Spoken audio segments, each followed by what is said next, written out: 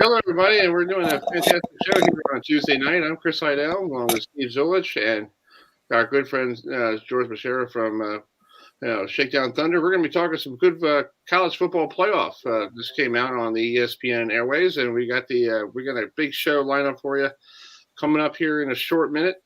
We got Mark Howell, the chairman of the 22 college football playoff. The championship game is going to be in Indianapolis, but around here we don't talk about Indianapolis because it's not. Yeah, because we're not allowed to say the word Colts because of some people I know who have problems with the word Colts. So you see it on the bottom line coming up, and at 7:45, Chris Harney, the head coach at St. Mary's College down in Southern Maryland, will be joining us. He used to be a Baylor High School coach, so we'll talk about that shortly. But let's bring in Mark Howell, the chairman of the college football playoff. Mark, thanks for joining us this evening. What's your take about the first selection show of the season? Yeah, no, thank you guys so much for having me. Like you guys, I was surprised by some of the things that I saw there, but have a tremendous amount of confidence in the CFP selection committee. I mean, that is a great group of people. It's really diverse, and so I know that a lot of thought went into to how they rank those 25 teams. Yeah, I think it's great what they did because it gives like Oklahoma number 9. Yeah, it gives them something to work for. You know, it's that every year like they're always in the top 4, and I feel like they don't work for. I know all these teams work for everything, but I feel like when you're in the top 4, you kind of figure out like, do I have to work really hard? And I could cakewalk right into the Big 12 title game. Yeah, my guess is if you were interviewing Oklahoma right now, they might have a different take on that. But that's an interesting perspective. Yeah. So, Mark, noticeably the name missing from the list is Clemson. It's been a long time since you haven't seen Clemson's name in the top 4 or even the top 2 in the first round of the selection committee.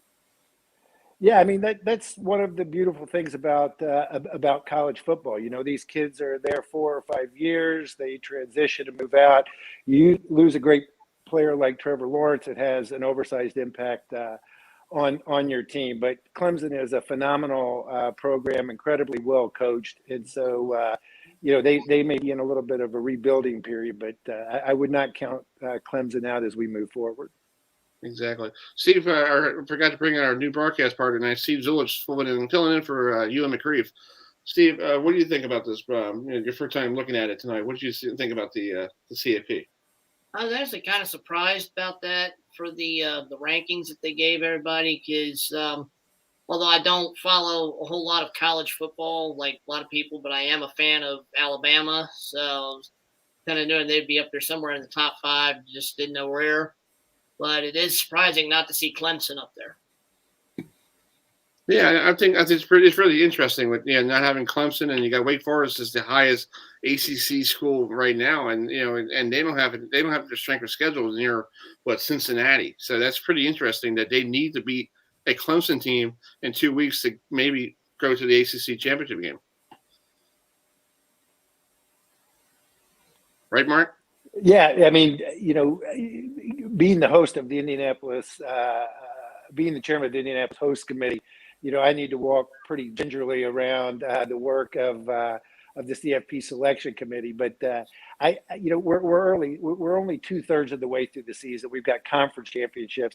There's a lot of big rivalry games to come up, and I think that all of this is going to be decided on the football field between now and the first week of December. That's true.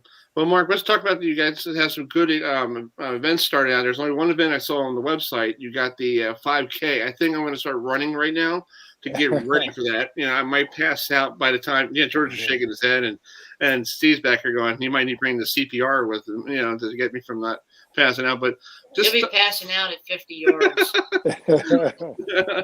But no, it's we make it a 5K run, walk, crawl if that works. Oh, there you go. That works. Yeah. Exactly. Well, we'll talk about you guys. You're still developing different events. Last year in Miami, they had a concert. They had other things like the 5K walk. What are you guys working on right now that you don't want to put it out yet? But I know you're working on it behind the scenes. Yeah, no, there's a lot that's going to happen here. Actually, in Indianapolis, we're expecting more than 100,000 people to come into the city for championship weekend, and it'll kick off Friday night and it'll run through the game Monday night. But we'll have 3 nights of big concerts that are free to the public. We have a huge fan fest. We hope to have the world's largest tailgate preceding the game, and lots of big parties. The downtown Indianapolis, our championship campus downtown, is really going to come alive. Yeah, I found the video on YouTube. That's a beautiful city. There in Indianapolis. You got a lot of good sport. You got the motorway. Where the Indianapolis 500, right where Steve loves auto racing, and you got the Pacers and all that stuff. So it's a great area for sports. Yeah, I mean, Indiana is a great sport state, and Indianapolis is a great sport city across the board. We've got pro hockey, basketball, baseball, football. We claim to be the amateur sports capital of the world, and we stand by that. We've hosted great championships events. We had the entire March Madness, all whatever it was, 68 teams were in Indianapolis for that entire tournament. And so, as it relates to the college football championship, we're just going to turn it up a notch. But for the 100,000 people that are going to come here, no matter what part of the country they come from, no matter what school they're represented, they're going to have a great time. And I'm sure that the CFP selection committee is going to put together a great matchup that'll end this weekend with a great game. So, Mark, I'm from Indiana. I'm actually from upstate, up in the South Bend area in Osceola. I was actually just down to for my first time down to Lucas Oil Stadium for Bands of America. What a great complex that is, but weather in January Yeah. in Indianapolis, that could be kind of iffy as well. First of all, I will tell you, my heart is in South Bend. I'm a Notre Dame grad. Some of my kids are Notre Dame grads. We'll be up there on Saturday for the Navy game, and so great to talk to somebody from Northern Indiana. You know what, Indianapolis. It's a cold weather city. It's the first time the College Football Playoff Championship has brought this game to a cold weather city, but we're prepared for that. One of the really unique things about hosting these big sporting events in Indianapolis is that it's a completely walkable city. So when people get downtown for bars, restaurants, all the fan activities, concerts, the game itself, the ESPN setup, everything is going to be within walking distance. And so we've got a great connected downtown community. Mm-hmm. It didn't just start getting cold here in Indiana. It's been getting cold here for a number of years. And so we're fully prepared to take care of folks when they come here. Yeah, I got to ask you, Mark, what's the relationship with the Ursays and the Colts organization, letting you borrow the stadium, letting you use the stadium, and it's used for the Big 12 championship game and other stuff as well. Yeah, so we'll have the Big 10 championship game here. I mean, Lucas Oil played a big part of the NCAA basketball championships in March. The Ursay family are just tremendous assets to Indiana and in Indianapolis, tremendously generous to the community, very actively involved in the community. And we're big supporters. And as we went into to bid to earn the right to host this college football championship in January, the Ursays were a big part of that bid. And, the leader of the Colts organization, Pete Ward, is on our board. And so it's a great partnership with the stadium. It's a great partnership with the Colts. We'll be using their facility for one of the teams for an indoor practice facility preceding the game. And so the relationship between the Colts and this college football playoff championship has many aspects. You talk about playing in the cold weather out there in Indianapolis. I mean, everybody's used to it, but do you think maybe the NFL might consider that down the road, playing in like northern stadiums and open air in like February for Super Bowl? So we're very very fortunate. In fact, Lucas Oil Stadium has a retractable roof. So for the championship game on Monday, January 10th, the roof will be closed and it'll be 70 degrees in there. So everyone will be comfortable for the game and it'll provide great competition. Last year, the Super Bowl being in New York, they lucked out with the weather, but they took it to a cold weather city.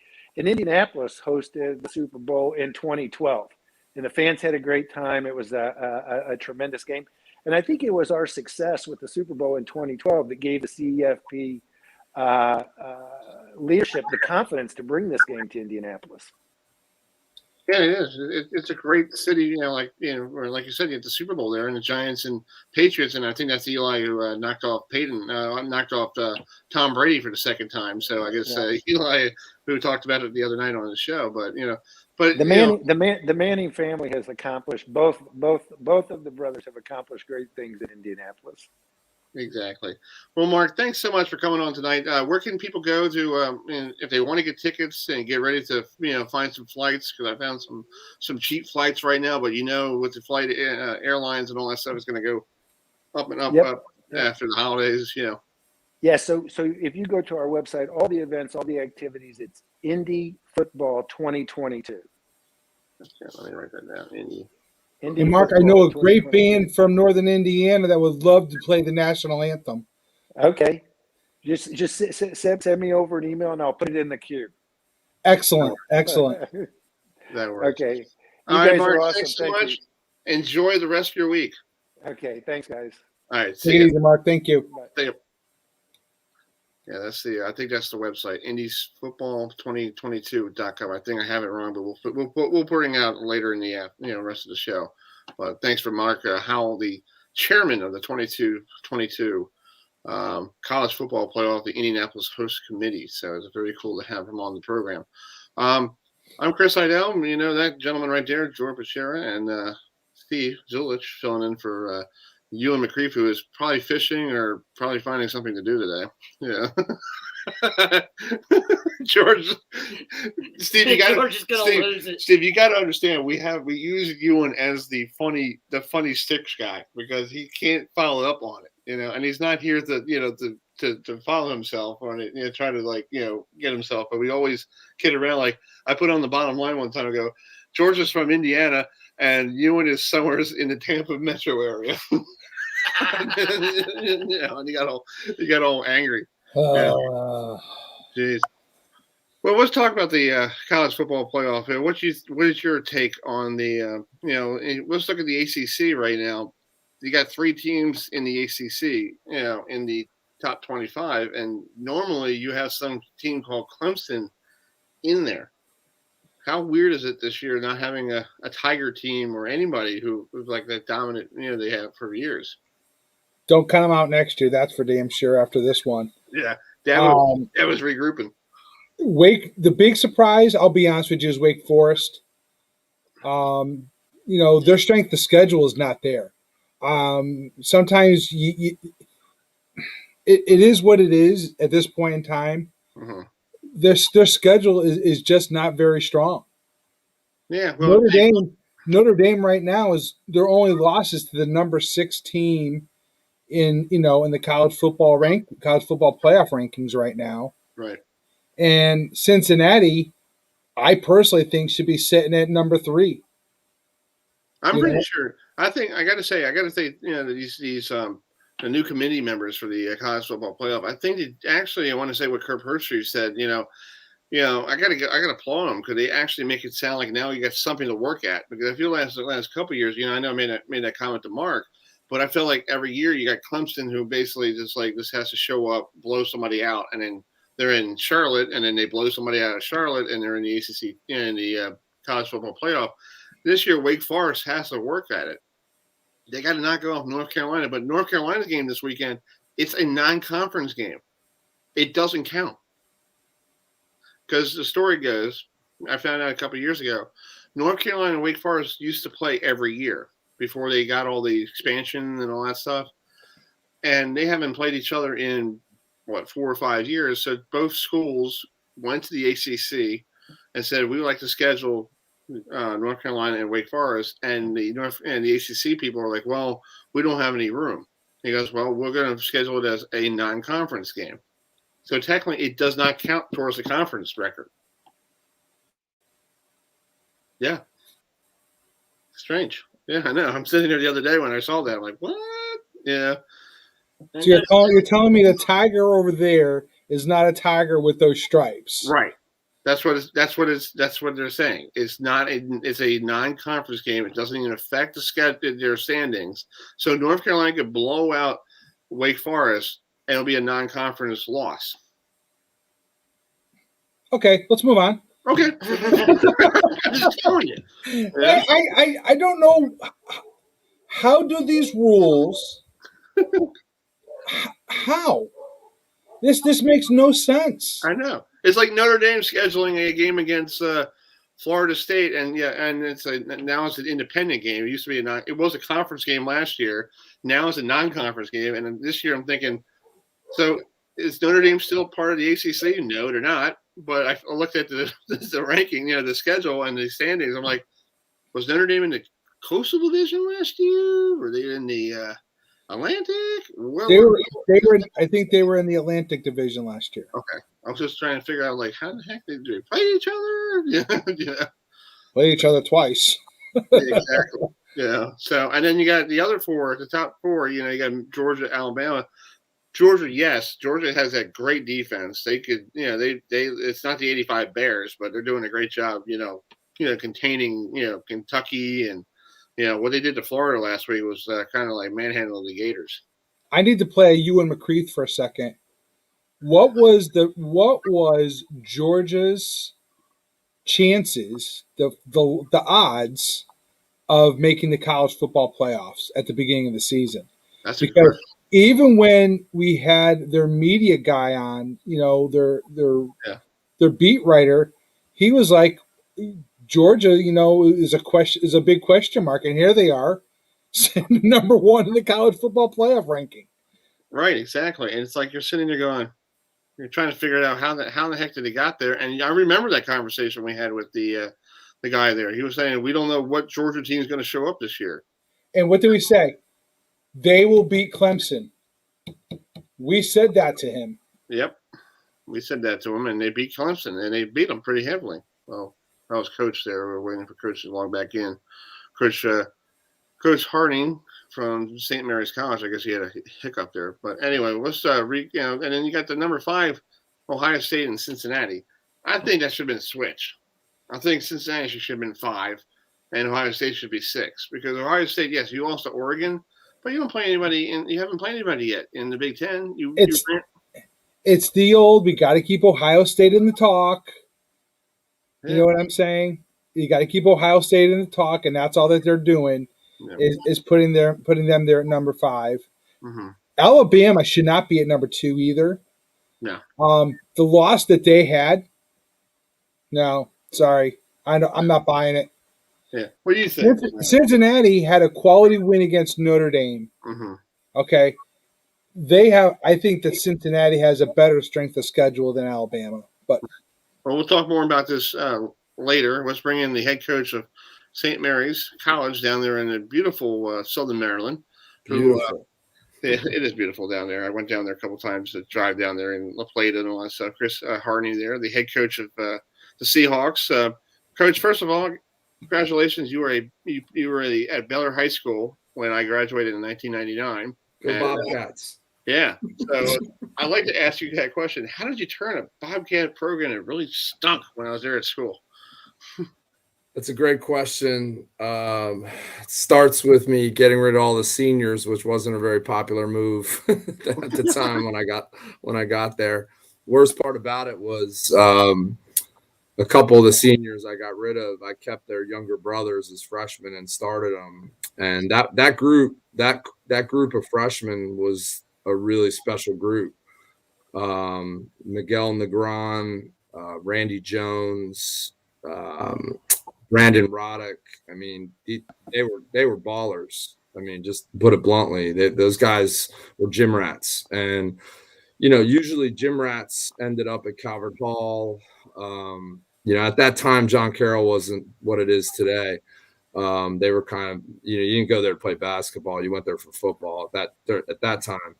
But the BCL was rolling, so if you were a good basketball player, you were going to a BCL school. But luckily, I got to know those guys as 8th graders when I first got the job at Bel Air, and just building that relationship. And then they stayed at, Bel Air was a good school. So it was kind of like the perfect storm. You know, it was a good academic public school, and they just wanted to play. You know, so I kind of sold them on playing time versus going to maybe Calvert Hall, and that was it. I mean, with that freshman group, that was the group that we really got after it, and you know, beat Aberdeen, beat Edgewood, beat Annapolis.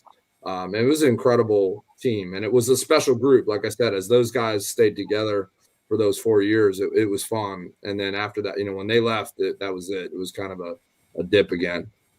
Yeah. Let's talk about your new job. You know, or you've been there for 17 years. Yeah. Your new job. Yeah, Yeah. it's still there. Yeah, but talk about playing, coaching down there. I know St. Mary's College is not, you know, people know around here in the state of Maryland about them, but they're well known, like, you know, Morgan State and all those people. How do you put the team, and how do you sell a young kid who's coming out of high school like you had at Bel Air, say, hey, come join me? Yeah, it's a great question. You know, I played here. I went here. You know, St. Mary's, you know, for a long time, people would say it was the hidden gem, you know, and if you ever come down here and see it, you know right away what we're talking about. I mean, I would love to sit here and say, oh, yeah, guys, come here for Coach Harney, right? It's like, let me go play for Coach, right? Some of them, maybe a little bit, right? But most of them, they come down here, they see the water, they see the sailboats, you know, they see the facilities. We've got a beautiful arena. We've got all our buildings are just, I mean, again, the maintenance here, the people, I mean, the place is like, it looks like a resort. I mean, and I'm not saying that as like a sell. I mean, it really does. It doesn't look like a college. And then there's a real charm here, you know, when, again, that you don't know it's here unless you come here. And, you know, the people here, the people in the community, even outside of the college, they love, you know, they follow, like they're 50% of our crowd is local community. And so there's a lot of interesting factors like that I think, you know, when you come down here and see those things, that's a huge selling point for us. And, you know, as far as, yeah, that's when I came down here, that was it. You know, it was kind of a unique combination of things. So I left Bel Air. I had coached for 6 years in the Baltimore area. I was doing some interesting things too. I was doing training. I started like a nonprofit because I lived in Baltimore City and I commuted up to Bel Air. Oh, wow. And so I was doing like a nonprofit training thing for kids that wanted to try to play in college. So I met a lot of kids that way from East Baltimore, West Baltimore, Baltimore County. And then I moved to DC for a couple of years and I kind of did the same thing there. I worked out at Tacoma Rec Academy. And I kind of got to know that world. So when I got the job at St. Mary's, I was going back to gyms in Baltimore. First of all, that's the first place I went because Baltimore is hoops. I don't care what anybody says. You get players from Baltimore. They're going to be tough. They're going to play D, and you know they'd knock their mother over for a loose ball, and their mother would respect them for it. So when I went back to Baltimore, you know, as the head coach of St. Mary's, I wasn't, you know, hey guys, this is the coach from St. Mary's. It was like, oh, you know, the players were like, oh, that's Coach Chris, you know. So I had already had a relationship. You know, so before long, I had Camonte Griffin playing for me from Dunbar. I had, you know, Evan Spencer from Towson Catholic. I had Alex Franz from Cardinal Gibbons. These guys were some of the best basketball players to come out of Baltimore City, you know, and they were coming to St. Mary's. And so that's how we got it going. I mean, I will always credit the city of Baltimore for helping my career because when those guys came down here, we started winning. It was like, you know, people were like, what St. Mary's team is this? You know, and it was an immediate turnaround. Tyson Lacine was a player. When I coached at Bel Air, I remember trying to I remember in practice, I was like, all right, we got Edgewood guys. And I was like, we're going to double team this kid, Lacine.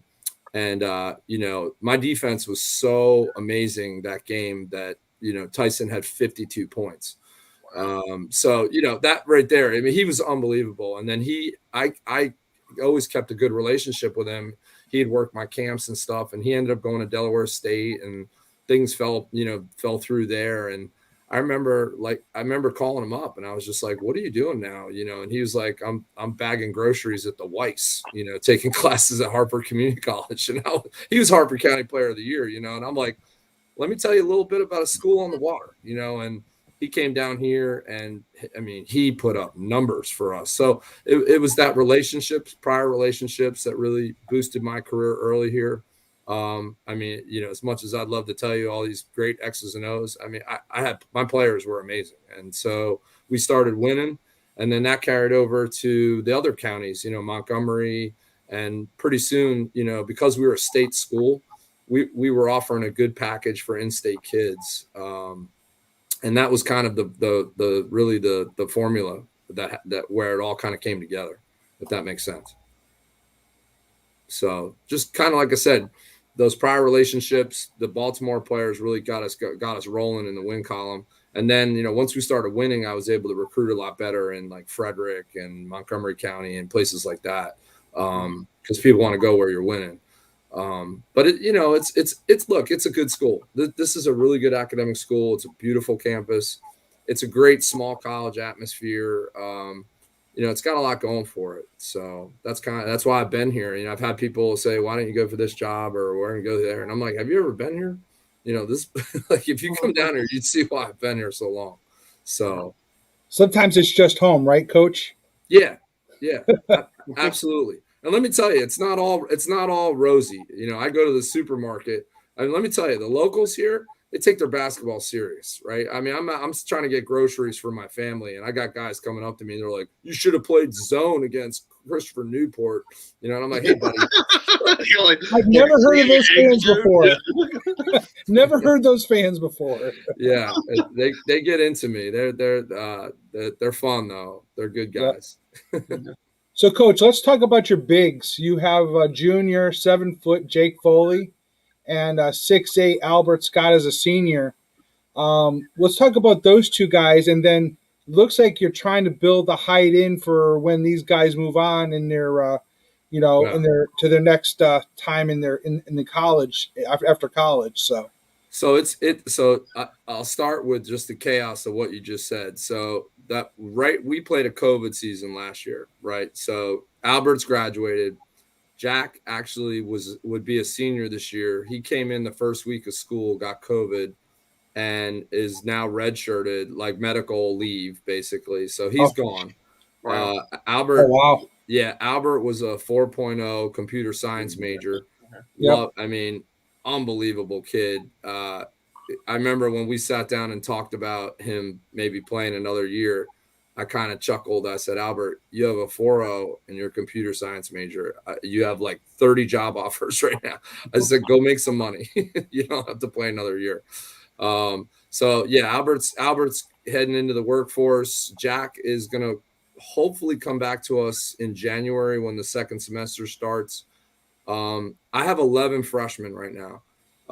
Now that's the bad news, right? If you call it bad news. The good news is I have 2 6'9" freshmen. Nazareth Fisher is a really talented young man, really physical. He comes from a charter school in Washington, D.C., Washington Latin. Super coachable, very physical. I've got Isaiah Eggleston is a 6'9" forward from the Carlisle School near Roanoke, Virginia. He shoots it as good as any player on my team right now at 6'9". Wow. I mean, I'm not exaggerating that. He literally might be our best shooter. You can make an argument with some of the guards, but he's right there. And for someone that big to shoot that well, it's really amazing. So I've got a young group, but they're talented. I would never say that we're young and like kind of the coaching speak where it goes, oh, we're young, kind of trying to prepare for maybe a bad season. I'm not preparing. I'm preparing for a good season, and we are young, but we are talented. And I've got Gary. Gary Grant is what can I say about Gary? He's the type of player. It doesn't matter what offense you're running. He's going to get 20 and 10. It doesn't matter. It does not matter what the defense is doing. He's really like a man child. He's just 6'4", 230. He has what do they call it? Like old man strength, right? They called it on the playground. That's Gary. Like people just bounce off Gary, and he's an incredible player. I have a young point guard in Lumide Lewis. We call him Lumi. He's coming out of Eleanor Roosevelt. Eleanor Roosevelt's lost like 10 games in like 10 years. It's a program there. And Lumi was a 4-year starter for Eleanor Roosevelt. So he's got that DNA. I mean, he's a winner. He's an incredible point guard. So we're young, but we've got really talented young guys. And I'm excited. I'm just excited to see what they can do. Good I for would, you, Coach. I would say that this is one of the more talented teams I've had in the last 6 years. They're just all freshmen and sophomores mostly, which isn't a bad thing, right? Yeah. Well, Steve, do you have anything for Coach real quick? Yeah, I was just gonna say you were talking about with the how everybody takes the basketball really serious down there. My parents are both retired and live in North Carolina, and I say when football season rolls around down there, if Wake Forest, Duke, and NC State are all playing, they say the state virtually shuts down. Yeah. Yeah, there's like I said, there's no pro team down here. The closest pro team we have is maybe the Blue Crabs in Waldorf, maybe There's the a Bowie. fantastic ball team. I went down there several times this year and watched them play.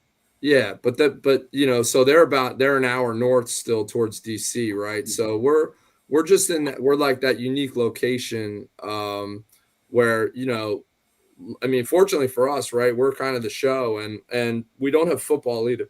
And I'm a huge football fan. I love, NFL football. I watch it religiously, and I actually coached football for 8 years. I coached at Bel Air when I was there for quite some time with Bruce Riley and Craig Reddish, and we had so much fun there. And so I'm a big football guy, but we don't have football at St. Mary's, so.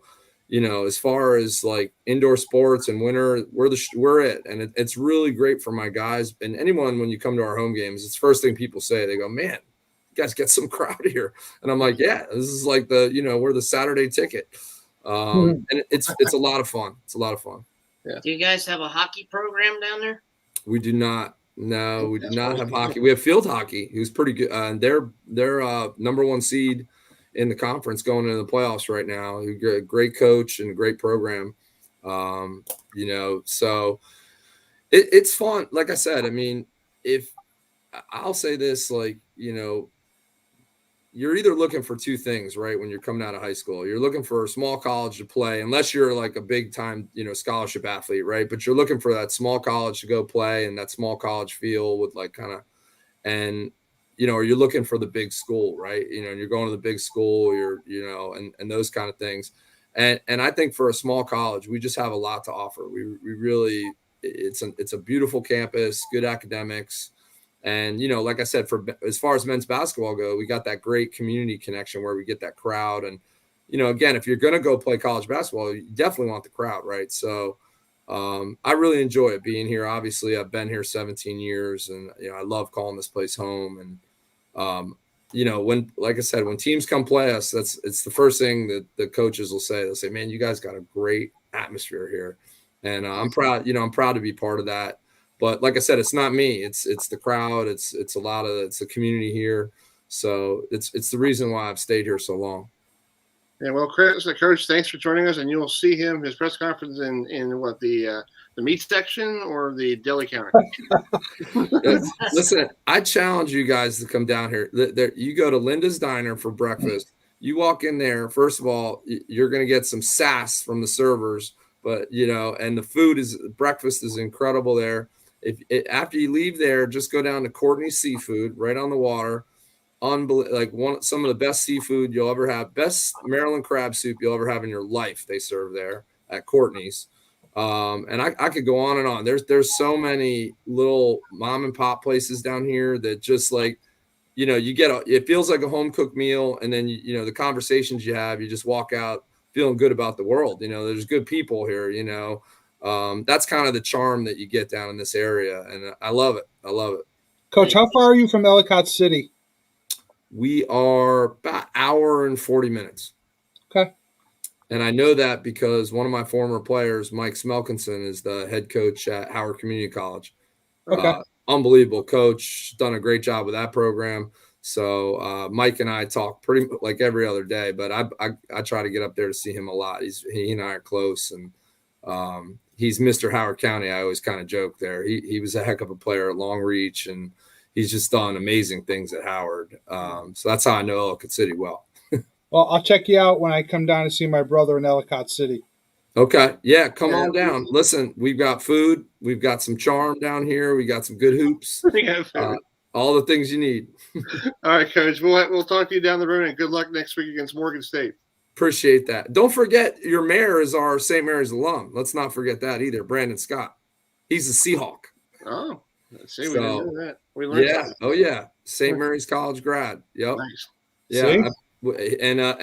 He was almost a regular at the noontime hoop circuit every Monday, Wednesday, and Friday at noon. He was a regular there. He's a hooper. Oh. So yeah, we're real proud of his accomplishments, and I love it. Everybody down here loves it. He's mayor. He's a great guy. Nice. So if we ever get a chance to talk to him, be like, hey, how about a game of basketball? Yeah. Yeah. Oh, yeah. He should be at the game. We'll see if he comes out. Sports support. If he bleeds the blue and gold still, he better be there. Yeah, exactly. All right, Coach. Good luck. We'll talk to you soon. Good luck, Coach. Appreciate you guys. Thank you. Take it easy. Yeah, that's Coach Herney, who is the head coach at St. Mary's College down there in beautiful Southern Maryland. So let's bring in our roundtable discussion here. So we're running a little behind schedule here.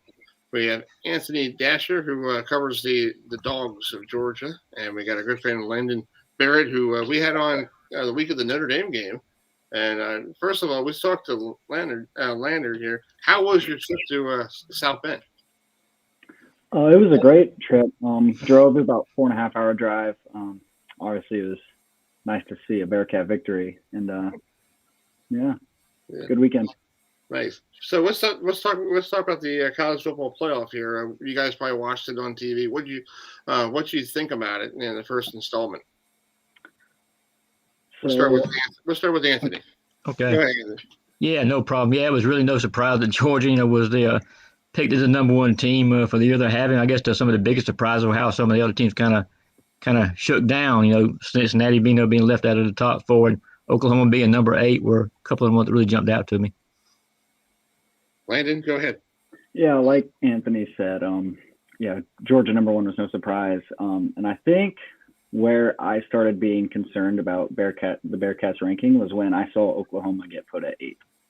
I was like, okay, the CFP committee is a little different than what everyone else has been thinking they were. And then Alabama at 2 was pretty surprising, I thought, considering Michigan State's big win, Ohio State losing to Oregon. And yeah, just a lot of disrespect, I think, for the Bearcats. George, go ahead. I agree with you. I think that Cincinnati should have been higher. They should have been at least at the number 5 spot, maybe with over Ohio State. I don't think Michigan State is a number 3 team in the country. Wake Forest, I don't get that. But Georgia, Anthony, we were talking before you came on, in the open segment before Coach came on, that the discussion at the beginning of the season was the question mark on Georgia. Could they go out and beat Clemson? And we had the discussion that we said, Chris and I said that they were going to beat Clemson, and that kind of jump-started Georgia's season. And it'd be great to see what their odds were at the beginning of the year to make the college football playoffs, and now they're sitting in the number 1 seed. Yeah, I think Georgia's, the percentage and whatnot were pretty decent, I think, as far as them making the playoffs. They knew this was going to be a good year, but I think Clemson turned out not to be quite as good as everybody thought they were going to be, even though the game in Charlotte was a 13-3 score. Georgia did not have an offensive touchdown in that ball game, but no question about it, though. This is a contest that kind of, jump-started the season, gave the team a lot of early confidence, and they've been able to pick it up and take it on from there. Yeah, I agree. I think when we had Georgia, we talked to Georgia at the beginning of the season, and people down there in Athens didn't know what team they were going to show up. The one that won against Cincinnati in the Peach Bowl, or you have people coming out of new faces and new places. Oh yeah, no doubt about that. There was some question about Georgia's team coming into the year. I think everybody knew the defense was going to be pretty good, and maybe not as good as it's proven to be so far. But offensively, there was some question. We knew going into the year that JT Daniels was not really 100%, and as it's turned out, he has not played now for 5 games, and Stetson Bennett has had to step in and done a very good job and led the team to 5 victories since JT went out in that first quarter against Vanderbilt. But otherwise, I think everything has gone pretty much as Kirby Smart had hoped. I mean, defensively, again, I've been covering this team for 25 years now, and I've seen some great players come through the pike. I mean, Richard Seymour, Marcus Stroud, I mean, David Pollock. I mean, there's been some great individual players, but as a complete unit, the front seven, talking about talent and depth on the defensive side, this is the best I've seen, and so far, at least statistically, that's proven out to be pretty true. Steve? Yeah, I mean, it's been a good thing with some of the rankings. I don't agree with them much myself, but I don't follow college football a whole lot. But there were some surprises in there for the way they had the rankings stacked up. Cincinnati got the old disrespect card, and that's not right. They shouldn't be sitting there at 6. It's everyone giving Ohio State that outside shot, and I personally think that Ohio State should be in the 6. They should be a flipped spot. If anything, Cincinnati should be sitting at 5.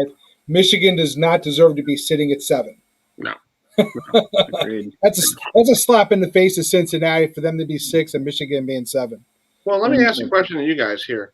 I had a friend of mine this week ask me this question. What's this change teams? Okay, you got a one-loss Ohio State team, and if it comes down to like the final weekend and who's going to be top 4 or whatever it is, would you pick a undefeated Cincinnati team over a Ohio State team who was one loss? And I said to my friend, it's all because of Ohio State as a brand, and they want that brand to go to a bowl game. They don't. It's the same thing that goes to Cincinnati. Cincinnati's starting to become, like last year, they did really well in the Peach Bowl, lost by a field goal to Georgia. I feel like they're Bickle is trying to change the narrative of what Cincinnati football was, because my brother and I were talking about it the other day. Who was the football? Is there any great football players that played at the University of Cincinnati? Travis Kelce. Except for that one. Yeah. but we're trying to figure out quarterbacks wise. We're like, what are you going to call the Bengals and ask them to bring in Burrow for a weekend? Because there's nobody. He's trying to make that people realize Cincinnati Bearcat football is great as the city of Cincinnati. Mm-hmm. That's something I think won't be fixed until UC makes the change to the Big 12 in 2023. Just because the American as a conference is significantly weaker and lesser brand monetization than all the other conferences. Yeah. Well, Landon, let's talk about this weekend. You got a busy weekend. You got College Game Day coming to town. What's your excitement for that? Are you going to get up early and cover that sucker? I will be. I'll be shooting some pictures actually around game day and then on the field after, and I think the ESPN editing team is going to have themselves a handful of a day with the signs that are about to come out. Oh my God! After today? Yeah. Yeah.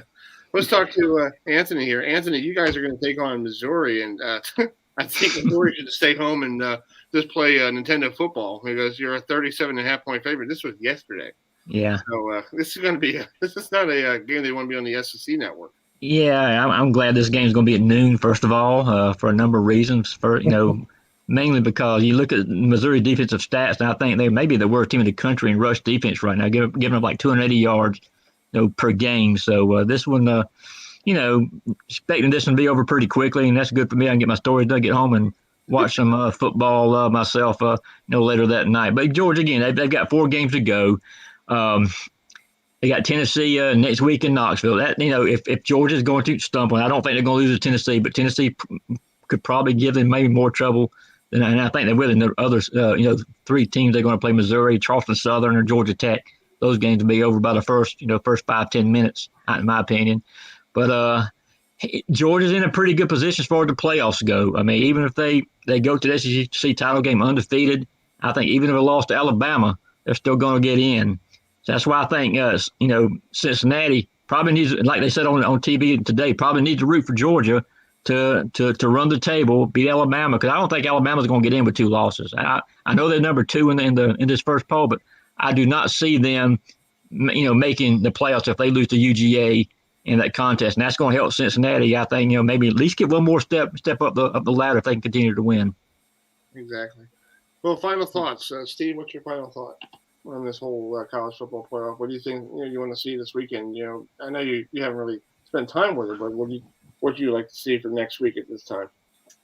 Well, first of all, I think, like I say, seeing Ohio State and Cincinnati switching spots on the college football poll for the rankings. Yeah, and I do kind of agree that there's Alabama. I don't think they should be at number 2. I think they should be like number 3 or number 4. Okay, George, what do you think? I'm going to say one thing to Landon. Cincinnati just to keep winning, and that's what I tell folks.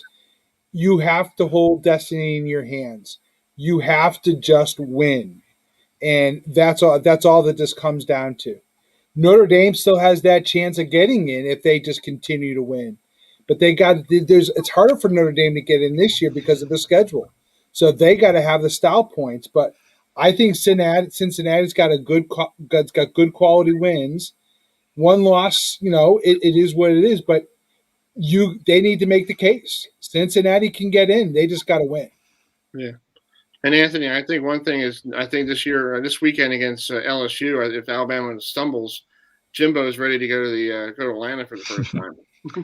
He could. He very well could. I mean, that would be something. That the West Division is still, still some things to be decided. Auburn could still go too if Auburn were to win out. It would be Georgia and Auburn again, like it was 2017. Well, it's going to be fun this weekend, folks. Thanks for you guys for coming on, and we'll do this again at another time, and we'll see how everything goes next week. The college football playoff is going to be picked at 9:00 next Tuesday night, so that's going to be a little late night, bickering between everybody, but we can do that. So enjoy it, guys. Thanks for having me. Right, thanks for coming on.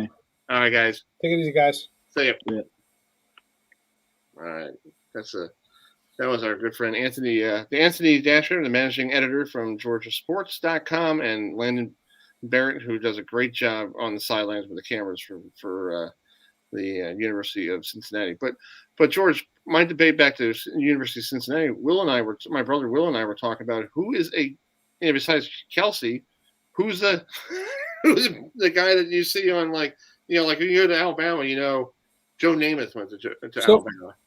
Yeah. So let's put it this way: who cares who's on the roster? Right. I mean, it doesn't make a difference who's on the roster.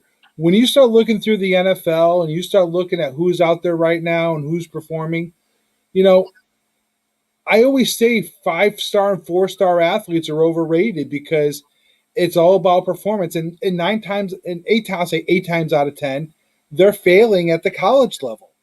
They don't perform up to their 4 or 5-star rankings. Right. Exactly. So I'm not a fan of the rankings, and I don't care who's on the team because it's a team that goes out there and plays. It shouldn't be about an individual player. Right. Exactly. Well, let's bring in this next gentleman, a very good broadcaster. I met him back when I first started doing all this stuff. I don't think, 2007, Steve? Yeah, that sounds about right. Yeah. 2007. Yeah, I remember this guy doing Delaware Blue Hen football, and Mike Curry, our good friend Mike. I got to say, the press box at Delaware is brand new now. They have an elevator. It's about time, right? No, I went there a couple weeks ago. I'm like, it's an elevator. Oh yeah. God. Yeah, I remember going up the stairs, and I'm like, by the time I got to the press box, I'm like, I'm dead. Yeah. That's like you and your 5K you're gonna run. Stairs too when I was there. I used to go up there with Scott Schoenheimer. I used to get my hot dog, my stuff I need, and go back downstairs and don't come up until halftime. Right. There's no way getting up there. Well, Mike, thanks for joining us. You're doing something different this weekend. Normally, this time of year, you'd be doing some football, American Conference or Big 10, Big 12, whatever. You're doing some field hockey. So that's really interesting. Talk about, you do a lot of field hockey before. You did it during the Olympics, right? Yeah, I did. I was able to do 3 straight field hockey for the Olympics for NBC. And then, we did the semifinals and the championship game last year. It was the first time that ESPN put it back on TV in like the longest time. And then this year they had a little bit of a package on the ACC network. So they wanted me to try to do that. I said, yeah, I can do that, work around football and, get some field hockey in. So that's what we're doing. So I've done a few regular season games, and now this is the ACC championship, the tournament, which starts on Thursday. And then we'll go back and do the semifinals and title game again. So the ACC tournament's in Syracuse, and then a couple weeks later, we'll be in Michigan for the championship. Wow. So talk about this weekend's games. Give people who don't follow field hockey like myself. I just know that men and women play hockey, field hockey, and it's kind of like almost like us playing softball and everybody else doing all the other sports. But just talk about who's the favorite in the ACC. That North Carolina seems like every year. Seems like North Carolina's sports are favored in everything. Yeah, it's like no matter what. Yeah, no, they've been awesome, and they have actually won the last 3 straight national championships in field hockey. North Carolina this year they had a little bit of some struggles. I mean, they lost a few games. They lost 6 games, so it was interesting. I think a lot of people always just hold them in such a high regard, and for good reason. And when they lose, it's like, oh my gosh, like, you know what? They're still right there. They still have an opportunity to win the ACC. They still have a chance to go to the NCAA tournament. They're still an awesome team. Karen Shelton is the all-time winningest coach in field hockey history. She's phenomenal. Great talking to her. I've been working with her all year and last year as well. And so you can keep an eye out for them. I mean, they're number 3 in the country, or number 3 in the ACC tournament. And, going up against the Wake Forest team that I think is unfortunately underachieved a little bit this year. I think they got so many great players, great coaches, and I'd like to see what they could do, but I think this is a tough matchup. That game's going to be unbelievable. Duke has struggled a little bit this season. Unlike them, they were ranked earlier, but they weren't able to pick up a win in conference play. So they're the one that you have to kind of see, all right, what can they do? Can they turn some heads? Can they pull off a win? Boston College is playing awesome. Syracuse is playing awesome. Haven't seen too much of Virginia this year. We didn't have them on during the regular season, but again, they're a very formidable opponent as well. And then the number 1 seed, who's got the day off on Thursday, is Louisville, who just kind of does their business. They've only lost 2 games all year. They're 6-0 in overtime games. Again, awesome players, great coach, Justine Sowery, been doing it for a long time. And, it should be really interesting. So if you haven't checked it out and you're not, familiar with it, I think you'll find it to be, pretty exciting, pretty fun. It's always when the games are on the line where the winner moves on, the loser goes home. That just adds an extra level of excitement there.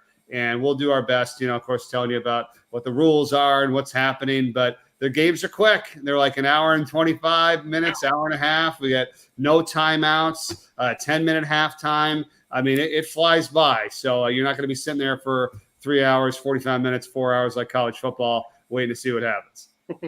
Well, speaking of college football, you do a lot of that stuff during the other weekends when you're not doing field hockey. You did a lot of Cincinnati games last year, did you? I did. Last year, even the previous year, I was at Cincinnati like 3 times, and I love going there. I mean, that crowd is awesome. The atmosphere, they built up that program really, really well. And just from hearing you guys before and then watching the show myself, I mean, you know what? I'm not surprised. Like, I'm not surprised 1 ounce of them with this ranking today. I mean, it's exactly the way it is. I mean, you know what? Like I said, it's unfortunate because it's such a subjective thing. It's like you're really. I mean, and I kind of understand it. Like, are you going to tell me that Cincinnati's better than Alabama? Like, on paper, or whatever in general, probably not, right? But this is what stinks about only having 4 teams. It's not about the games. It's not about playing the games and seeing who could win and move on. It's about who you think is better or should have an opportunity. You know what I mean? Like, you don't go and play the NBA finals and, have the Lakers against the Pelicans and the Pelicans win or whatever it is. And then you just say, oh yeah, but the Lakers are the better team. So we'll just give them the give them the championship. Like, it doesn't work that way, but that's kind of how this works until it ever gets expanded to the hopefully 12 teams, which I think it is going to be at some point sooner rather than later. Cause this is kind of ridiculous. I mean, I get it. They want to see the top teams not succeed and lose 1 or 2 for them to be dropped down and out rather than having to play their way in, because on paper, they think they're better than Cincinnati. And I can understand the argument a little bit, but if you're a Cincinnati fan and you're a team, then why do we do the AP poll? You know what I mean? It's like they're number 2 all year. They're in the rankings, but then once it comes down to deciding who should be in it, they're now number 6. It's like, again, NCAA men's basketball tournament. You're ranked 2, 3, or 4 in the regular season. You're a number 1 seed. You don't get a 3 seed. You know what I'm saying? So again, I just, it really doesn't matter. Like the AP poll is kind of a joke, I guess, until it comes down to this, because then they decide who's going to be in and whatnot. Now they got to play their way up. All they could do is win all the rest of their games, which I think they're going to, and win the American Athletic Conference Championship. And they're still not going to get in. Like, I'm going to tell you right now, like, I hate it, but they're not. They're not going to get in. So, Mike, Chris knows what's coming, okay? Nothing counts till November. It's all ludicrous up until November for the college football rankings. All it is for the guys in Vegas to set a line so that folks can go out there and make some bets. Yeah. And it doesn't make a sense. It doesn't make a point till now. But Mike, this is for you. Stop talking. The game is on. I do that. I picked that up in California when I was on a business trip, and I do it for all the ESPN guys because no one knows that these stop signs, they're not even around anymore. You can't get to stop the games on ESPN anymore. That's great. That's awesome. So, how are things over there in the mothership? I'm formerly from Connecticut, and I had the opportunity to get the ESPN tour. Oh my God, that was at least 12, 13 years now. But how are things over there on campus? Really good. I mean, listen, I love working for this network, this group. They've always been great to me. There's a lot of games. There's a lot of opportunities. Really, I mean, it's like you have to be appreciative. I think like when, 2 years ago or a year and a half ago, whatever it was now, it feels forever ago, when it's all taken away from you, I mean, I think we all start to appreciate things a little bit more, so I don't think anybody really should be worried about or upset about what kind of assignment or game they have or this or that. Like I said, when it's all gone, so I'm fortunate. I'm doing college football, field hockey, college basketball, lacrosse, softball. Been there for 11 years now. I mean, I'm really, really appreciative. The people are awesome. Like we've met so many great people, from our bosses to the producers, directors, anybody on the crew, our statisticians. My brother's my spotter. I mean, it's awesome, and I love doing it. And I hope I can continue to do it for a long time. Obviously, there's a lot of changes. We've lost some people that we've cared about, and they have to make a business decision. And I think people don't really understand that. It's about the money and this and that. It's a business. Like you actually have to understand it from the business perspective, and that's just kind of the way it works. And I think if you and I or anybody else was in that position, you'd have to make some tough calls too, and that's what it's like when it's Disney and ESPN. I mean, it's pretty big, so, but they've been great to me. And, I really appreciate, the support and being on this network for this long. That's cool. And I'm impressed by the credentials, by the way, in the background. Thank you. I have a little stash myself, but that's pretty darn impressive. That's a lot. There's still a few more I got in the box over here, but I mean, let's say we were doing the games from home, so I had to have a little bit of a background. I'm like, let me put up my press passes. I don't think a lot of people have this, something like that. I'm sure they have a lot of them. I've got quite a box full of them too over the years. I just don't have them up, but I've got a box full of them. Yeah, I'm sure a lot of people could do the same thing. I mean, you think about it. I mean, been broadcasting since college. I'll give you the date, but it's like back in 1995. So, I mean, what are we going on here now? Like, but they all tell a story. Yeah, they all tell a story. They do. I mean, like this is one of my favorite ones here. This is UMass versus Wake Forest when I was at college. This is my freshman year, and that's Marcus Camby versus Tim Duncan. Remember that game? So that's pretty cool. Yeah, I watched that game. Yeah. This is the last ever football game at Boston University. This is Delaware winning the national championship in 2003, and I was doing the radio. Just there's so many I'm very appreciative of. This is the Olympics over here in Torino. When I first got to go to the Olympics in 2006, probably one of the best experiences I've ever had. And a bowl game a couple years ago in Detroit. Again, like I said, you get very into it. You're just moseying along, and you forget to realize how very fortunate. I know I am, and I know I'm sure we all are, just to be able to do this. Like it's not work, like we're having fun. So we're having a great time. It's been great. Well, I want to segue something. You had a something cool you did back in September of this year. You had a chance to you went up to UMass and you had this statue.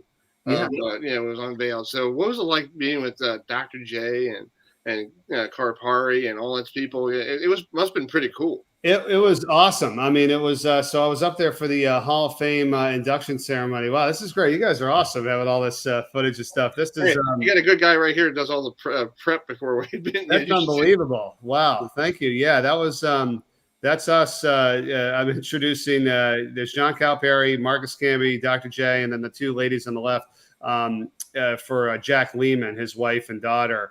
Jack Lehman was the great coach for UMass who coached Dr. J back in the day. And then, of course, Calipari and Camby with the Final Four team back in 95, 96. So we had a statue unveiling ceremony for all four of them. And I got to introduce them and talk about them as they unveiled their statues. And then we went inside and we had a nice little gathering. And then the Hall of Fame induction ceremony where they inducted the entire 95, 96 team into the Hall of Fame for UMass basketball.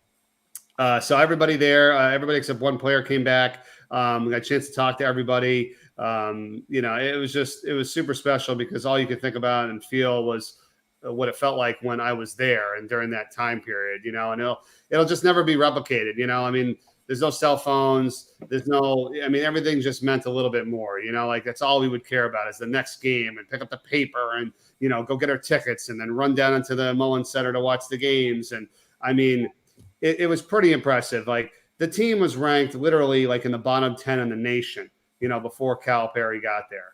And he took them to a number one ranking in the Final Four. I mean, it just doesn't happen. I mean, I don't know how many other teams you could think about that are, I'm just telling you, like, it's never, I don't know. I don't think it's really been done before, like with being that bad, and then getting to be that good. But to see them, they're so appreciative. They're so thankful. They're all doing great things. They're teaching other people about basketball, young kids, and they're all doing really, really well. So that was an unbelievable experience. But, yeah, we had a blast. Thank you. No problem. Well, Mike, I'll let you go. I know you have a lot of stuff to do. You have a young daughter you got to put to bed and all that stuff. And hope she's doing well. I saw some Halloween pictures. And keep up the good work, and we'll keep in touch with you. Yeah, thank you so much. I really appreciate it. This is awesome. It's good to see you again, and glad to be on. And hopefully, we'll do it again soon. So, all right, cool. Good luck with the field hockey. Thank you. All right, take it easy, Mike. Thanks so much. All right, folks. That's Mike Corey, a good friend of ours of the station here since day one. This little guy who decided let's go broadcasting. Right, Steve? Yeah, that's exactly right. Exactly. So, folks, it's 8:32. We're going to switch pages here.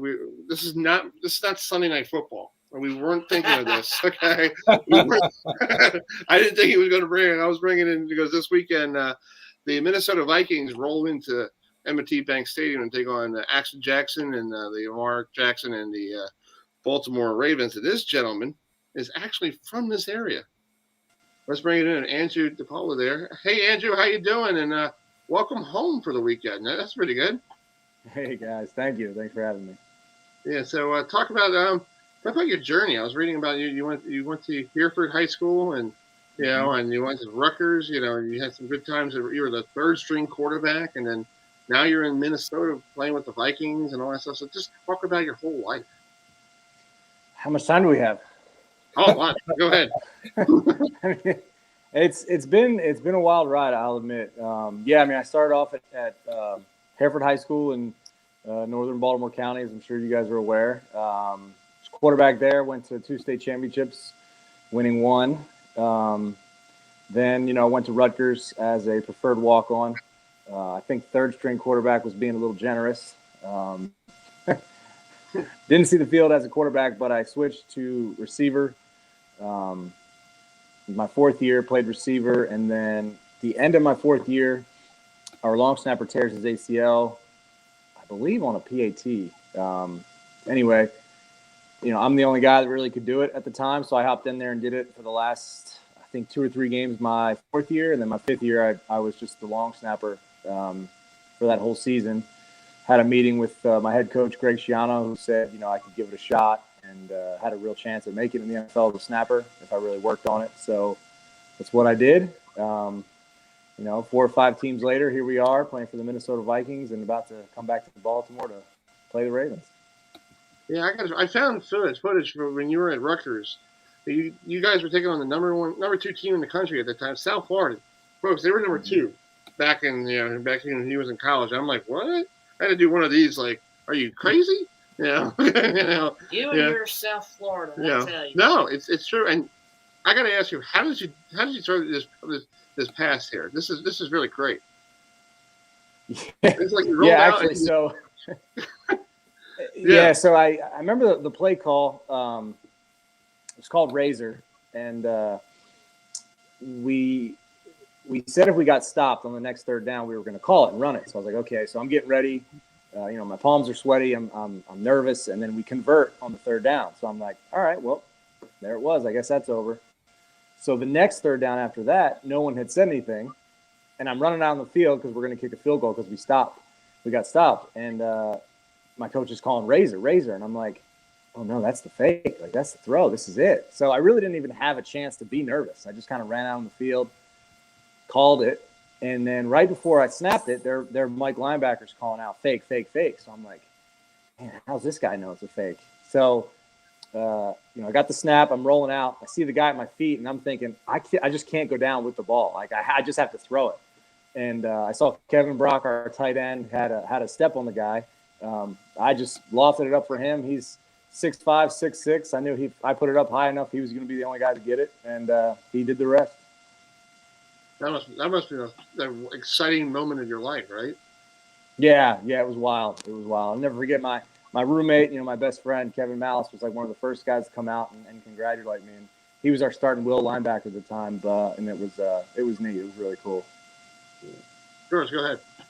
What about your fans out there in Minnesota? This whole the chant that they roll with, and how is it to see that all materialize? From a player's perspective. Yeah, so I played in Minnesota once as part of the opposing team, and I just remember at that time thinking how loud and crazy the stadium was, and thinking this must be crazy to play for as a Viking. So, lo and behold, now I'm a Viking. I signed last year. There were no fans, which was disappointing. Which was disappointing. So this year, that first home game, I was so amped just to be a part of the home team and to hear this crowd. And it's been nothing short of everything that I've heard. I mean, they're loud, they're crazy, they're rambunctious. They love this team. They're behind us all the way, and it's game day here is amazing. It's really cool. Yeah, Steve, go ahead. I was about to say, I know this was probably a little bit before you started playing for Minnesota, but what's it like playing in that brand new stadium after, what was it, about 10 years or so ago when they had the stadium roof collapse there at the Vikings with the snowstorm? What's it like playing in a fancy new stadium? Yeah, I never got a chance to play in the old one, unfortunately. But this new one is state of the art. It's top of the line. It's one of the better stadiums, in my opinion, and I'm probably sure lots of players' opinions in the country. It's cool. It's a great stadium, and if you're not a fan of the Vikings, I would say this is one of the stadiums you have to come out to see a game. I mean, the atmosphere is electric. It's a really, really cool place to see a game. Well, now, me being a Cowboys fan, I mean, I know there's a little bit of rivalry in there, sort of, but I think the stadium's better than Jerryland down there in Texas. I think they're similar in a lot of ways, and then they're different in so many. It's hard to compare. I've only played in Dallas once, and oddly enough, it was a Sunday night game when I played for the Bucks. That was the year they went 13-3. That was the year we went 9-7. We were on like a 5-game win streak, so it was a pretty electric Sunday night game. I remember the atmosphere there was unlike anything I've seen before too. So both game day atmospheres of both stadiums can go head to head. That would be an interesting matchup to watch if you could. Now, I know also going back from when you were transitioning from college into the NFL, what was it like going from, you're playing your college days where you're meeting up 3-4 days a week practice, and now you're moving up into the national where you're playing with the big boys? Is it different routines for different setups before game day? You know, I actually got to give a ton of credit to Greg Schiano, my coach at Rutgers, because what he does there is the exact same thing that we do here in the league. I mean, your days are different as far as like, you know, we go Wednesday, Thursday, Friday with practices, and then college you go Tuesday, Wednesday, Thursday. But, you know, he really does a good job. I should say a great job of getting those guys ready for what it's going to be like to be an NFL player. I mean, the transition for me was absolutely seamless going from there, from Rutgers to the pros. Wow. Well, Andrew, I got a question for you. Is your cell phone ringing off the hook this week? Like, hey, I want to, like you're coming home and mom's like, "What do you want for dinner? You got time to come over for dinner?" Like my mother would be making, no offense to my mom, she'll be making a whole plate of food and giving it out to people. So what's the feeling like getting the phone call saying like, "You're coming home? Really?" Yeah. Yeah. I mean, I've talked to all my friends back home, a ton of family members. My in-laws have been, preparing for this game for, a couple of weeks now. They're beyond excited. Their family, extended families coming in to watch. And I think what my dad and my brothers do is they do a really good job of being like the buffer between like me and everybody. So like, instead of just getting in touch with me directly, they'll either get in touch with my dad or like one of my two brothers. And then, those guys will either call me or text me with the questions, which is nice. And that's great. But, as far as like the cooking goes, my family has like a bar restaurant 10 minutes from the stadium, which, if we get in early enough, I plan on stopping by, and then, that's going to be like home cooked meals. So, I'm planning on stopping by there and getting something to eat. Yeah, maybe bring Kurt over and don't feed anything to Davin Cook. Let him run. Yeah, he's making don't feed him anything. Yeah. But it's pretty cool you're coming home. And real quick about this game coming up, I know you guys had a tough Sunday night loss to these guys behind here. Yeah, Andrew, I was pulling for you, man. I was up there cheering, "Go Vikings!" And yeah. Yeah, Thanks, it was tough. It was a hard-fought game. It was physical. Hey man, I've been a Cowboys fan since '95, which was when I first started watching football because we didn't have the Ravens yet. But I'd like to at least see Dallas do something. I mean, they got 13-3 back in 2014, and then they got knocked out, I believe, by Green Bay. I want to see them do something finally. At least, before I leave this world or something, at least see them get to a Super Bowl. Andrew wants to get there too. Yeah, I was going to say we're all fighting for the same thing. So. Yeah. Well, exactly. Well, Andrew, just talk about this weekend with the Ravens. They're coming off a bye week, and they lost to the Bengal team that Bengals have lost to the Jets. Yeah, you must have been shocked watching that the other day. So, what do you guys have to do coming into Baltimore and literally quiet that stadium down, because that's the noisiest little place to play? Yeah, well, I mean, let's be honest. Baltimore is not an easy team to play. And then you add that they're coming off a bye week, off of a loss. They're going to be fired up. I don't think they need any extra motivation. So really what we need to do, I think, as a team is just play our game. Really control the clock, run the ball. As you said, we got to let Dalvin eat, let him run.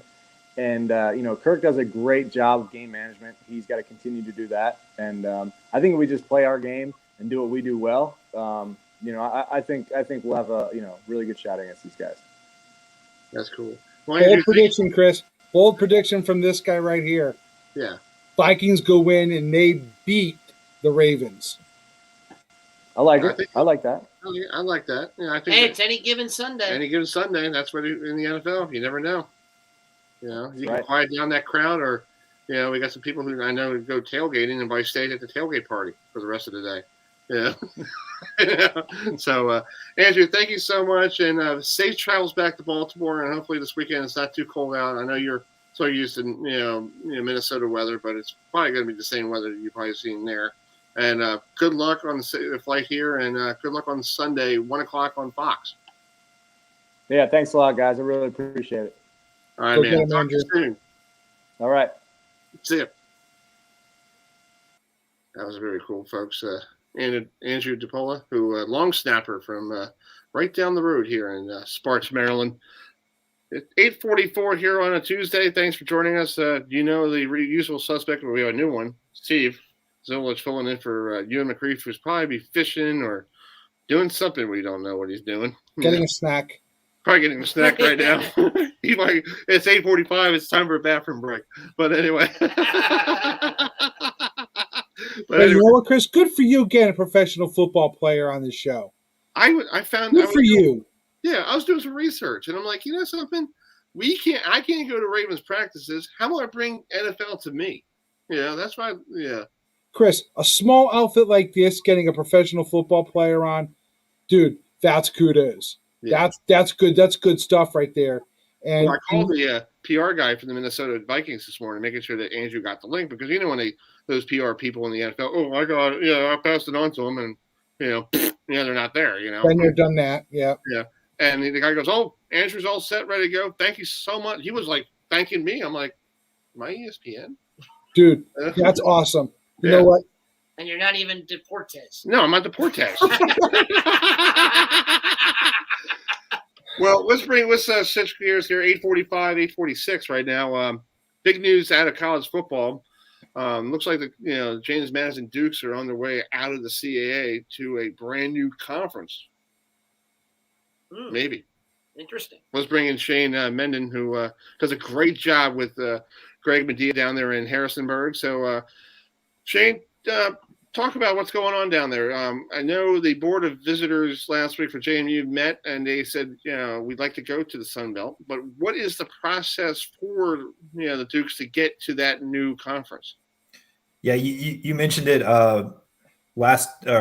trying to keep my days in line now. I think it was Friday. The Board of Visitors met at JMU and they approved the plan.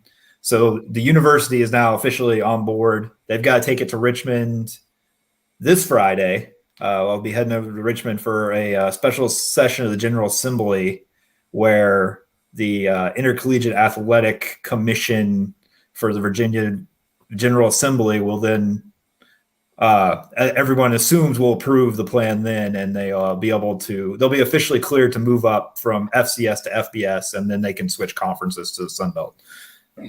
I do have to ask you. I have a place in Mechanicsburg, Virginia, and I was talking to my mother about it the other day. Is the city of Harrisburg ready for Division I football? That's my question, because I know they've been building brand new hotels. JMU's been upgrading their facilities. I called at night. I called JMU from 81, Walt Disney World from 81, because it's so bright and I know where I am. To get to my parents' house. But is the city of Harrisonburg ready, in that region, that Shenandoah Valley, ready for Division I football? I think so, probably. They already basically sell out that stadium every weekend now. I'm sure at some point they'll probably start looking to expand the stadium from the 25,000 it seats down to, they could probably rebuild the other side of the stadium up all the way up to 40,000 or so. I guess they'll go into the 30s maybe, just to kind of build the stadium on the highway side. I don't know if you can see this clip where you can see right, yeah. That's not what it looks like on the other side. It looks like a modern FBS stadium on the other side of that camera. That's still the old stadium there. I'm sure at some point that'll probably be torn down and brought up to the same standard as the other side of the stadium. But I think Harrisonburg's ready. I think it's a growing town. It's a bustling college town. It's not as big as Charlottesville or Blacksburg that are nearby, but it's there. I mean, the people are ready, I think, generally speaking, ready to get some big-time opponents in when they can. They're going to do it in basketball here pretty soon. I mean, it's not the same kind of size of crowds, but, they're going to have UVA coming in for a basketball game in about a month. And, they're ready for these kind of events and, take it up to a little bit more of a big-time atmosphere. I think it'd be cool. And I think it's also if JMU can have a home game, maybe Florida State might come to town and maybe there to watch the game. Yeah, that'll be good. You never know. I'm sure they're going to get some, 2-for-1s with some FBS or Power 5 programs. You look at Virginia and Virginia Tech; they both did a 2-for-1 deal with ODU and Liberty when they moved up from FCS to FBS. And I would think, JMU would get the same kind of courtesy as a state school. That was a good relationship with both of those schools. Mm-hmm. Yeah, I agree. And I think also I was looking at it on the map, George. You got Charlottesville. You have UVA. You also have Liberty and Lynchburg. That's a Division One. They're both Division One schools. Then down the road, you got 5 hours from there, you got Blacksburg. Now you got JMU and Harrisonburg. It seems like a miniature North Carolina on Yeah, one. it's not quite the triangle, but yeah. Yeah, just call it the circle. Yeah, it's a fairly compact little group of college towns there, like you said, and I'm not sure they have some games I think coming up with Liberty. I'm sure they'll try to work that out to get a home game from them too. There's various clauses in the contracts for these games. I know Virginia Tech, the payout goes up incrementally when they move up in division for the game that's already scheduled in Blacksburg. So they've been kind of preparing for this behind the scenes for a while. Yeah, I think it'd be cool, and it would be sad for the CAA. What will the CAA do? Because now JMU was the school that everybody knows that if you say CAA, you say JMU. Now, what is it now? Delaware? What does the Colonial Athletic Conference going to do now? They got to find somebody to fill that hole. And I feel like personally, JMU leaves, then Delaware will leave, and then other people will be following behind them because they see the money coming in. And Delaware just updated their press box, so that looks pretty nice and neat for football. They could actually, I think this league is in trouble. Delaware, I'd say, is probably the one that's prepared to make a move up if they want to. Like you said, they've done work on their stadium, and they're the closest to JMU as far as athletic budget. Mm-hmm. But that's kind of the thing. A lot of the, I don't think many of the schools in the CAA are that sad to see JMU leave because JMU just outspends them so much on sports. And this will kind of level the playing field in the CAA a little bit, especially for football, where JMU is spending like an FBS. They're spending like a Mountain West team, basically. And, now everybody left in the CAA is going to have about the same budget. And they're looking at some programs like Monmouth, Howard, Hampton, some schools that can kind of step in, give them another football playing school. But, kind of keep things, I think, regional and, on a similar level when it comes to athletic budgets. Because I think you talk to some athletic directors around the CAA, they were getting a little bit sick of JMU using their student fees to kind of fund competitive teams that they couldn't compete with, basically. Right. Well, Shane, I got to ask you another question with the CAA and with JMU. What's I going to ask you? I was going to ask you about the what's the buyout, because I know in the ACC, Maryland had to pay like $5 million to buy out the ACC contract or something like that. I don't remember. It was years ago. Some conferences are saying, "Hey, I need X amount of money plus what the CAA said." Or what? But I know the CAA said $1 million plus something on top of her football. Yeah. So, corporately speaking, the CAA and the CAA football conference are two different things. So it's $1 million buyout from the CAA, which is the basketball, the soccer, the baseball, all that sport conference. Mm-hmm. It's another $250,000 for the football only conference. I think, you can even see the logo on the field says CAA football, not just CAA, the way it does like on a basketball court or something. So right. They're technically two separate entities that share an office space, have the same commissioner, but they're two separate thing. So it's a $1.25 million buyout total for JMU. Yeah. So what they could do is JMU could say, all right, we're going to leave for football, but with the other sports, they could stay in, because you see different schools, you see like they're part of the CAA, like Penn State, the lacrosse is part of the Big Ten, or used to be part of the CAA for lacrosse, and then other schools plus the Big Ten. They could do the same thing like that, but if they want to get out there completely, they have to pay all that cash. Yeah, they're going to move everything. Every sport that the Sun Belt sponsors, they're going to go into. They're going to have to look for a home for their lacrosse team and their field hockey teams and things like that. I would guess maybe they'll end up in the Big East or the American or something for those sports, because Old Dominion, that's also moving to the Sun Belt. They play lacrosse in the Big East, so I would guess maybe they'll do something similar like that. Hey, old rivals used to play each other. Old Dominion played JMU, and you got Marshall now coming, and it's going to be a very interesting Sun Belt. Yeah, I think that was one of the main reasons JMU wanted to do this is because, they get that old rivalry with ODU and all kinds of sports. They get that back. That's one of the best women's basketball rivalries in the country, and they just haven't played in a while. But you go back to the 80s and early 90s, those teams were, ODU had teams that were competing for Final Fours and national championships, and JMU would knock them off sometimes. They've produced all kinds of professional players in women's basketball. So people are pretty excited to get that back. And it's just all sports, basketball, football, baseball, whatever. There's a long history with ODU. So people are pretty excited to get that back. And the Sun Belt's pretty competitive, right? Chris, you got Coastal Carolina, you got the Chants, you got the Raging Cajuns, right? So you got some good teams out there in the Sun Belt. That becomes a very good division. Yeah, and they're mostly in the East Division. There's Louisiana in the West, but that Eastern Division of the Sun Belt is going to be really tough. And that might be like the thing for JMU fans to get used to is these 9-1, 10-1 regular seasons and long playoff runs are going to be a little tougher to come by when you move into a tough conference. It might be more like you're shooting for 7 or 8 wins and hopefully go into a bowl game for a few years, and it might be even tougher to do that until they make the full transition. But you can grow, Shane, and that's the whole point of making these transitions is because you can grow, and with growth comes other things, revenue, better players. So it's huge opportunity. You got to take advantage of it.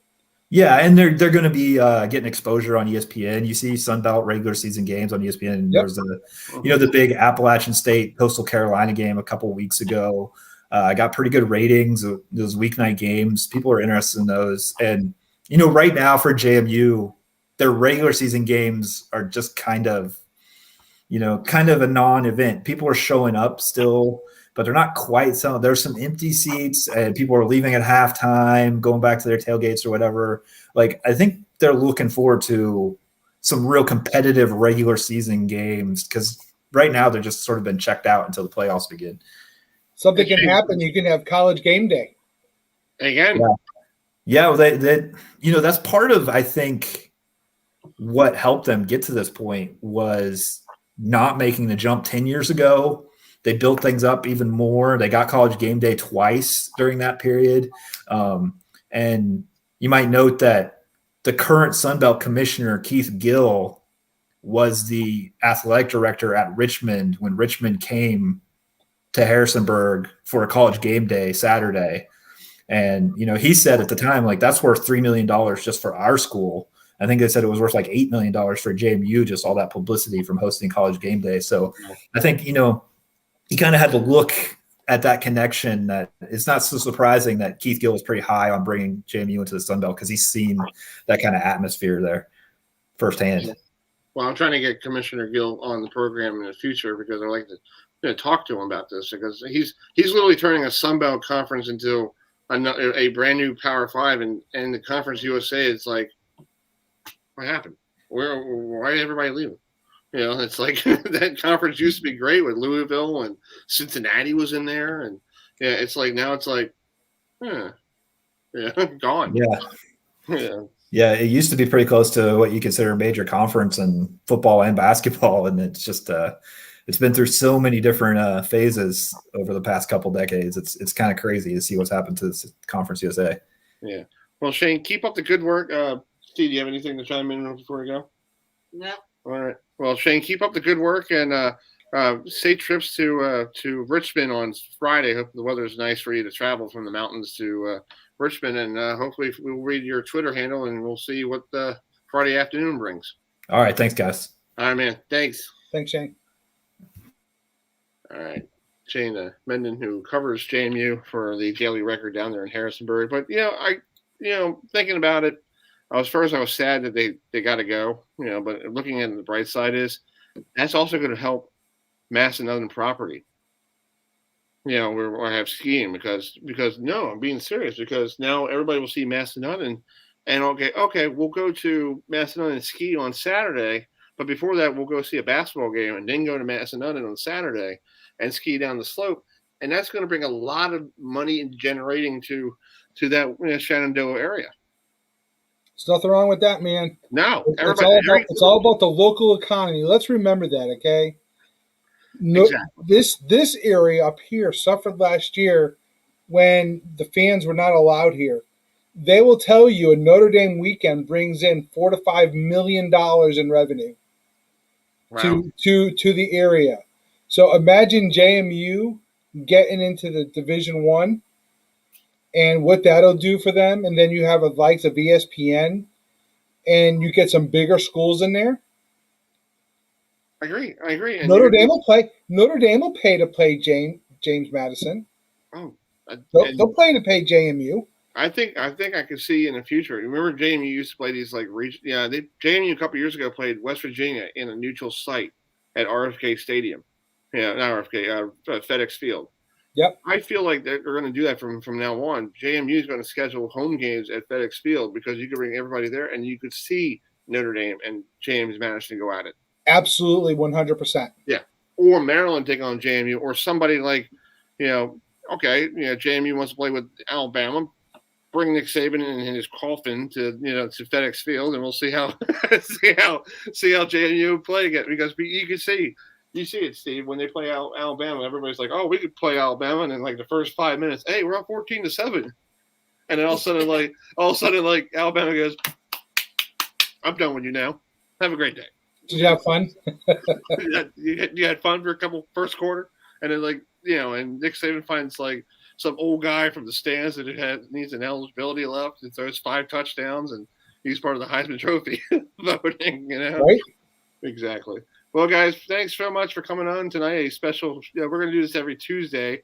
We'll be on next Tuesday at probably 7:30, the same time. I think it'll work for a lot of people tonight. But tomorrow I'm going to be on it. Tomorrow at 7 o'clock. I got some house cleaning to clean up here tomorrow. We're going to talk Oklahoma and Oklahoma State versus West Virginia. They're playing each other this weekend. That's going to be an interesting game. Maryland and Penn State, Navy and Notre Dame are playing this weekend as well. So I got Scott Wyckoff from WBAL here in Baltimore. He's going to join me tomorrow night. We'll talk Navy football. I think Notre Dame could run them out. Notre Dame could just run them out of South Bend. But it all depends on the option. The triple option sucks. Exactly. Has anybody asked Brian Kelly that this week? Because I was going to be that guy and ask him that question about the option. Because I'm sorry, when you play the option, Steve, for 1 week, it ruins your offense and everything for the next week, and then you're trying to figure out what am I supposed to do. It ruins your defense too. Yeah, ruins everything for a week. Yeah, I'm sorry, you don't have a bye week. If you had a bye week, you'd be fine because you could implement the option during your bye week. Yeah. Well, Chris, I can tell you right now, the weather here for Saturday, is going to be cold as crap. Let's see here. Saturday, 53 degrees for the high, 39 for the low. Oh, that's a lot better. We're expecting possible snow showers tonight. Oh, wow. Hey, I was there 4 years ago or 3 years ago from Notre Dame, Florida State, and it was 14 degrees. This guy called the snow, by the way. It was downright cold. I was like, this is not the place to be in the middle of November. I was not a fan with the Notre Dame beat writers because I had called that weather a month before the game. So yeah, that's true. Well, George, thanks so much for coming on, buddy. Hey, thanks for having me on. It's fun as always. Yeah, thanks to we had our big interview with Andrew DePolo, the long snapper from the Minnesota Vikings, who played his college ball at Rutgers, who was born and raised here in Sparks, Maryland, or Parkton, Maryland. So it's good to have him on and watch that game Sunday at 1 here in the Baltimore. If you have the NFL, what was that, Red Zone that takes up everybody's time. Yeah. So we'll see you guys tomorrow night. I'll be on tomorrow at 7 o'clock. Just to finish up some stuff, for this week that we couldn't put on for tomorrow, from today. So join me tomorrow night at 7 for, and the Braves just hit a 3-run homer in the top of the third inning with 2 outs in Game 6. So all right, what are they? What's I haven't been able to really follow. Who's up? I know the Braves are up. Braves are up 3-2, and Lorenzo Garcia just hit a 3-run homer up onto the train track in Houston. Indeed. Good for the Braves. Good for the Braves bringing a World Series when they got chipped out of the All-Star game. That's why I'm pulling for them, because that way I could say they could go stick it to Major League Baseball and say, hey, you took the All-Star game from us, but we're beating you and we're going to take the World Series. I like that man. I like that man right there. I think he's a keeper on Tuesday nights. We can keep him as a third. Yeah, keep him the third and or our third and fourth member. And actually, just seeing the replay on that ball actually cleared the train track out of the stadium. So it's literally out of the park. Exactly. Yes. Exactly. All right, folks. Not an easy feat. Exactly. See you all tomorrow. I got to get ready to get ready for bed because I got to be at work at 5 a.m. Have a good one. Good night, everybody. Good night. Good to meet you, George. Nice to meet you.